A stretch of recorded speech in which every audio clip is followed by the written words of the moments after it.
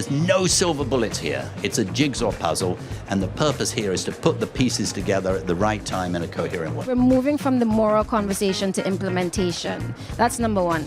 Number two is keeping access centered in this conversation. And the third, I'm always going to come back to the finance and the support. Nobody's safe until everybody's safe, and 759 million people with no electricity, that doesn't work. It's not only about kids getting the opportunity to study at night. This is about changing a community forever, building the economy, growing the economy, and making it possible for people to make a living for themselves. This fight only succeeds if it's just, and it's only just if it captures and accelerates and delivers on the hopes and aspirations of the 3.6 billion people that live consuming less than 1,000 kilowatt hours of power per capita around the world, while people in industrial nations like OECD economies consume 8 times that on average. And the question is, why aren't we going faster, given that we now know that renewable energy is cheaper, given that we know the rate of return of electrifying Africa or electrifying those that don't have it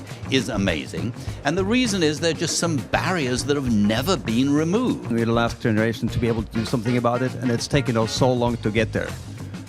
And that's outrageous, and I'm glad I'm in this now. I think I'm optimistic about the fact that, conversations like just transition, conversations about adaptation, conversations about loss and damage and so on are actually now mainstream conversations. They're not where they need to be yet, but we're able to talk about. We have entire pavilions about these spaces now. So I'm optimistic about the fact that the conversation is expanding and headed where it needs to go. We just have to listen and learn from everyone, and understand that we'll only be able to go faster, as Andrew points out, if we go together.